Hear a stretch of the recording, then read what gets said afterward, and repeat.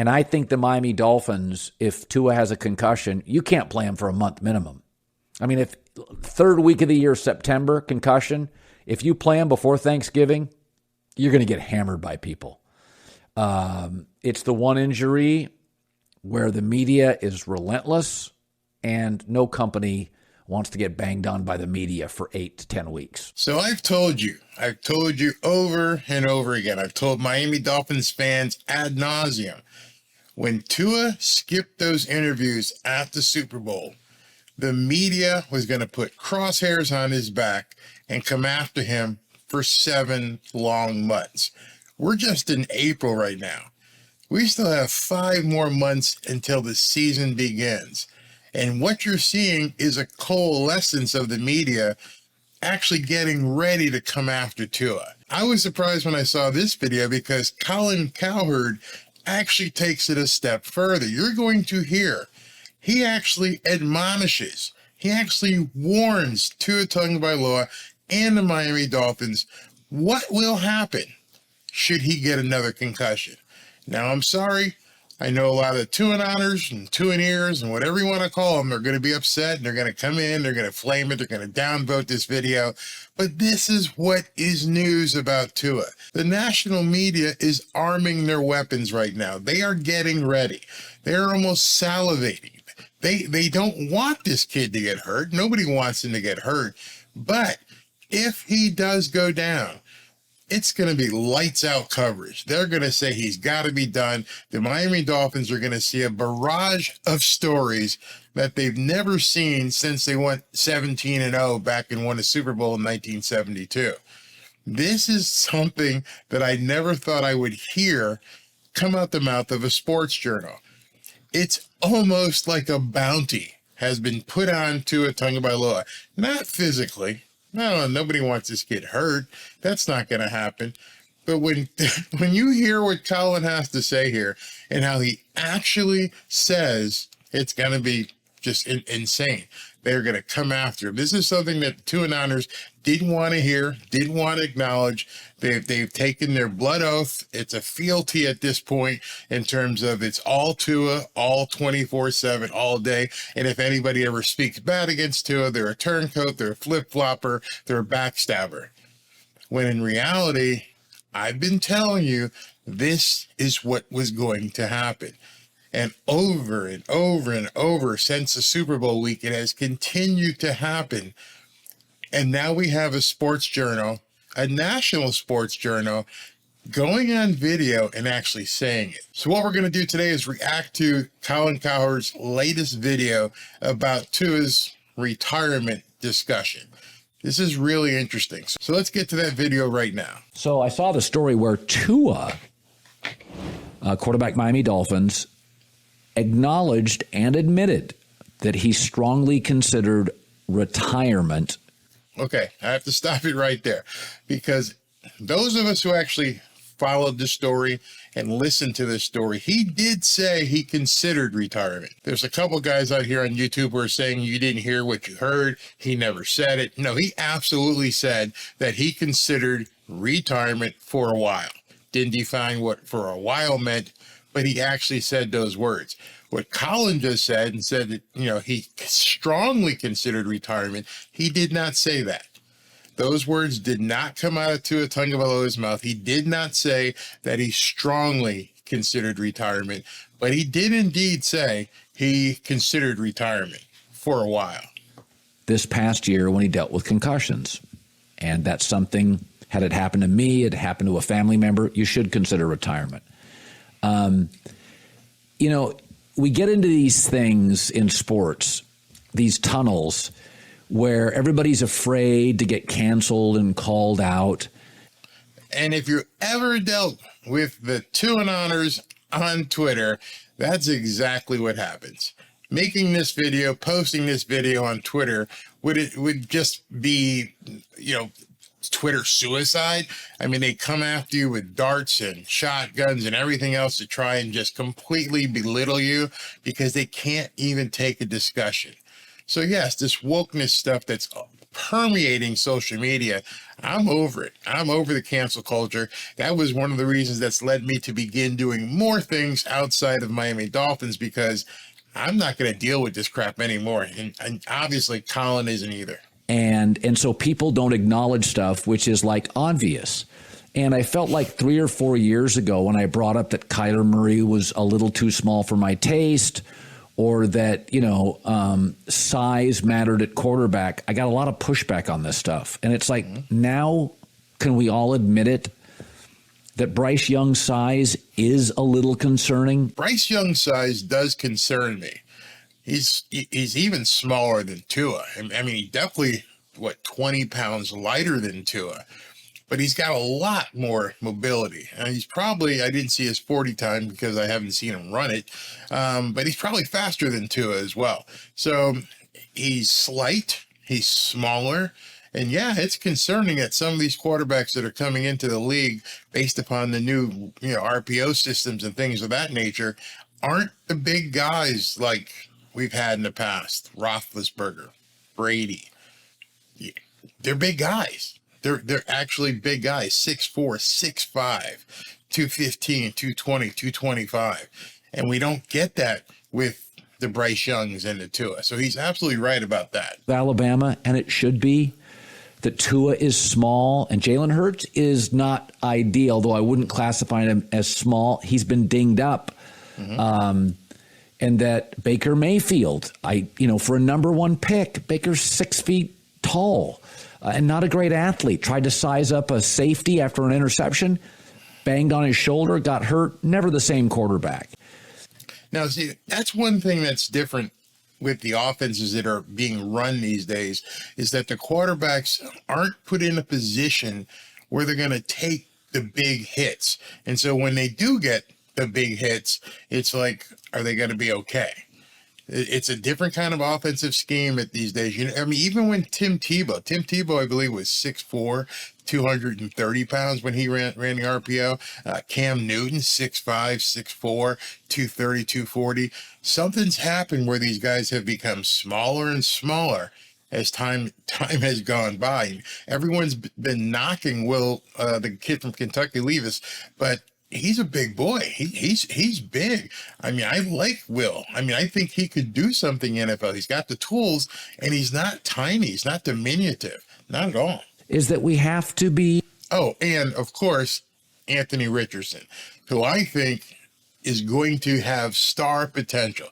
He needs some spit shining. He needs to get, groomed, per se, into an NFL quarterback, but oh my God, does he have the assets? And seriously, he's got the assets. Love to see him play for Miami. Honest about this stuff is that Mahomes and Herbert and Trevor Lawrence and Joe Burrow and Josh Allen, these are bigger than average men. Yep. It matters. Go look at the list of Hall of Fame quarterbacks. Your John Elways, your Bradys, your Peyton Mannings, your Big Bens, your Joe Montanas and Steve Youngs. Not a lot of 5'10" guys there. So, and I think it's a... everybody will say, Drew Brees. Drew Brees was an anomaly.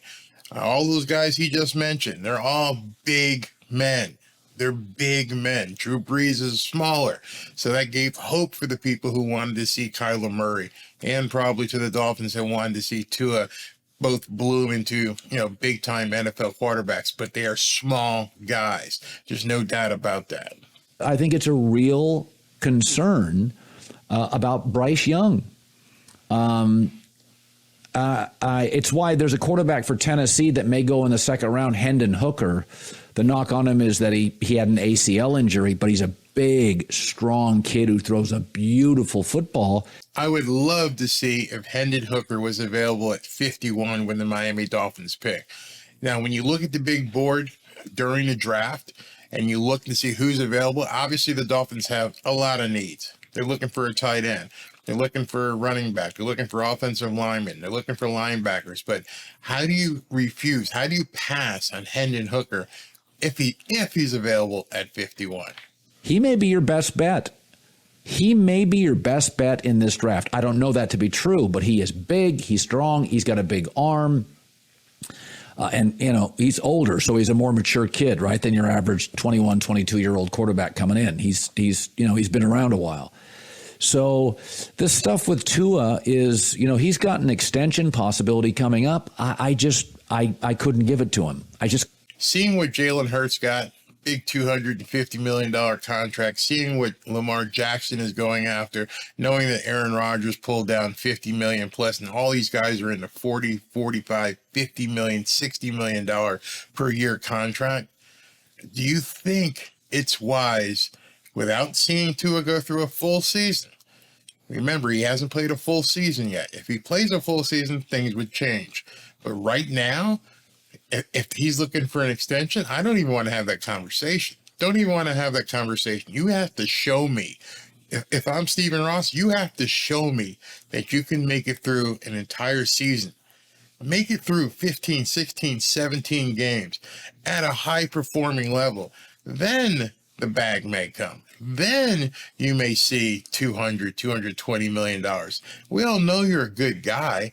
Nobody's doubting that Tua is not a good person, but you don't pay people because they're good people. You pay them because they perform. And that's what he's going to have to do. There's no ifs, ands, or buts about it. Couldn't. The way I look at Tua, great kid, great high school and college career, limitations at the pro level. And I said, we're to a point now where the media is not going to give you a pass on concussions. And not only are they not going to give you a pass. All right, listen to this. This is really important. This is where he actually gives the warning. He just started and he said, not only is the media not going to give you a pass, they're not going to look away should Tua get another concussion. I'm gonna rewind that a little bit and let you hear this from its entirety. Let me go ahead and move this back a few seconds. So I'm just gonna play this warning all the way through. Now, where the media is not going to give you a pass on concussions, and not only are they not going to give you a pass, concussions, the opinions will be swift, they'll be punitive, and I think the Miami Dolphins, if Tua has a concussion, you can't play him for a month minimum. That right there was amazing to me. Why? Because of the word he stuck in there. The word that he stuck in there, punitive. Punitive. Look it up. That means the media will come after the Miami Dolphins, Stephen Ross, Chris Greer, Mike McDaniel. The media will come after you should he get another concussion. Now, concussion's nobody's fault.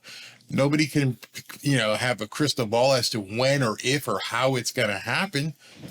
But here's the problem. If Tua goes down with a concussion, it's game over.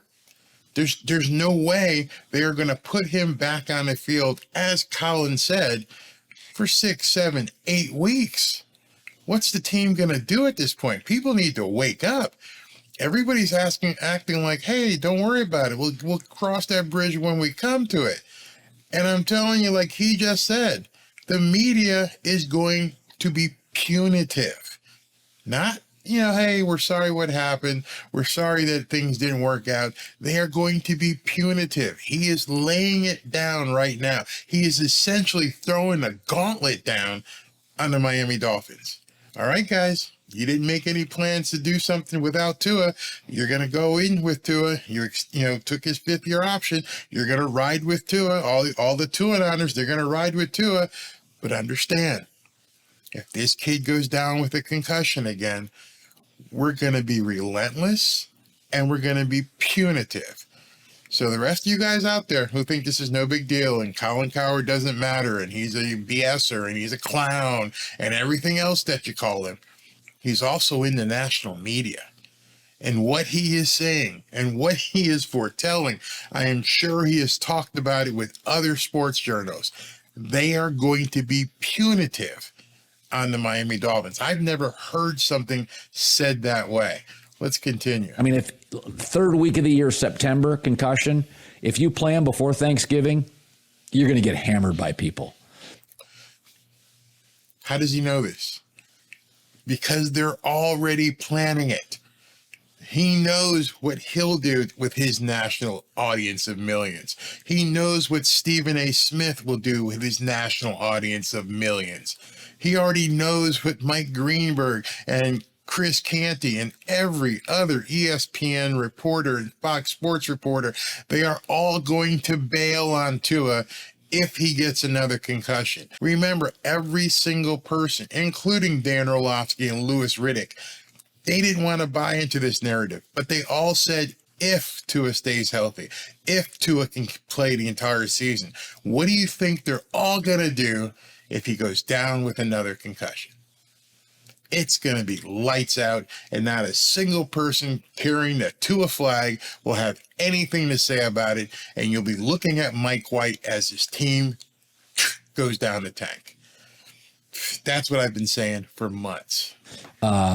It's the one injury where the media is relentless, and no company wants to get banged on by the media for 8 to 10 weeks.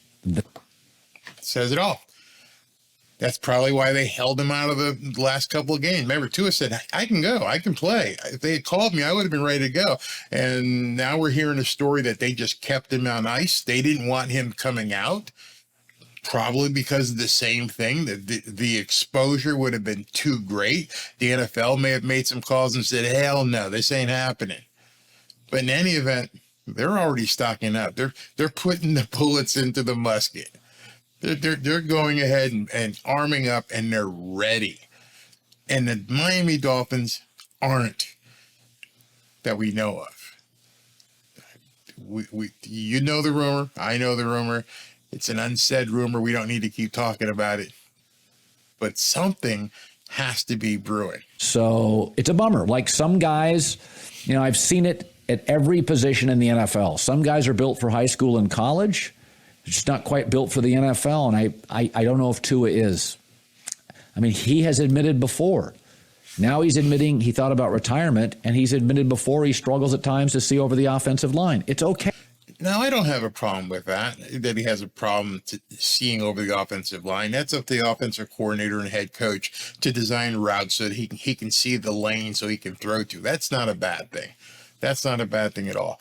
Not having a right tackle, not having someone to block for him, that's a bad thing. That's a bad thing. It tells me you're not taking this seriously. You're putting Austin Jackson in and hoping he's going to do a good job. Hey, we can acknowledge this, right? Like it's an adult conversation now. And it's why Sean Payton came on my show and said, be very, very careful about not going prototype in the first 10 to 15 picks. All right. So what he said there, Sean Payton was on Colin Cowherd's show, and he said very succinctly, you got to go with the prototype guys. You got to give me the 6'4", 6'5", 220, 225 quarterback with a big arm. You got to give me the offensive lineman that's 6'5", 6'6", 320 pounds and can push a Buick around a lot. He wanted the prototype guys in the first 15 picks of the NFL draft. And then the Miami Dolphins went and picked a non-prototype quarterback. So he pretty much has just said that if the whole thing had worked out with Sean Payton and Tom Brady, Tua Tagovailoa would probably be playing someplace else right now. He didn't want it. Do not get an offensive tackle that's 6'2" or 6'3". They got to be 6'5.5" minimum. Don't take a small corner. Don't take a smaller quarterback. So I think the Dolphins are in a really tricky situation. Tua is a really good guy. They want to protect him. They should. Tua also needs to be protected, like most pro athletes, from themselves, because they're all competitors and all want to play. But that news that Tua considered retirement, how do you not consider that if you're the Miami Dolphins going forward? How do you not? So a lot of people, again, on Twitter, in case you don't visit Twitter, a lot of people on Twitter were just like, no, it's no big deal. He was being honest. He was just, I knew it when it came out of his mouth. I put my hands to my heads and went, oh my God, does he realize what he just said? not to the Tuanoners, not to those loyalists, what he just said to the national media. And then sure enough, the next day or even that day, it was everywhere. It was on ESPN. It was on Fox Sports. It was on Yahoo. It was on every single publication you can think of. There was something about Tua said he would look to retire. Boomer Esiason came out and said, hey, you got to make your plan B at this point. It's that strong of a statement in football terms. So if you're in football terms and you got a guy who at 24, 25 years old considered retirement, remember, this is a game of men. This is a game of large, strong, cocky men. And yes, he showed some vulnerability, which he should have. He should have shown some vulnerability at that point. But maybe he could have couched his words differently. He wasn't ready for that question which came out. And I applaud that person who asked that question because it got some insight into Tua. So yeah, he did say it. There was no way around it. The guys out there on YouTube who are saying that he didn't retire, they're straight up lying to you. Straight up, looking at the camera, looking right at the camera, and just lying to people and saying he didn't say he was going to retire, or rather that he considered retiring. His exact words, I considered retiring for a short while, for a while is what he said. How long, we don't know, but he absolutely did say, I considered retirement. Can't twist that. And so now you know the media is basically going to the armory, getting a gun stocked up with every kind of weaponry that they can put, and they're going to be punitive. I'm going to put the definition right here in post edit so you guys can see the word punitive right here. Punitive. They're ready to come after Tua. They're ready to come after the Miami Dolphins. They're ready to come after Chris Greer. They're ready to come after Mike McDaniel. And they're probably going to come after Stephen Ross if Tua Tagovailoa suffers a concussion. And you could bet your ass the NFL is watching really close as well. Closely. No doubt about it. So let me know what you think. I know, here come the Tuanoners screaming at me, telling me I shouldn't be talking about Colin. He's a clown. But he's the national media. He's a member of the national media. He's been there for a long time. He's got a national show that airs every single day from 12 to 3 across the country on hundreds of radio stations. Clowns don't do that. Clowns don't have that kind of influence. So discount him if you want. But that's some serious news. A sports journalist has warned Tua, the Miami Dolphins, the coach, the GM, what's coming if Tua gets another concussion. Let me know what you think. Fins up. Is anybody catching on to this Barry guy?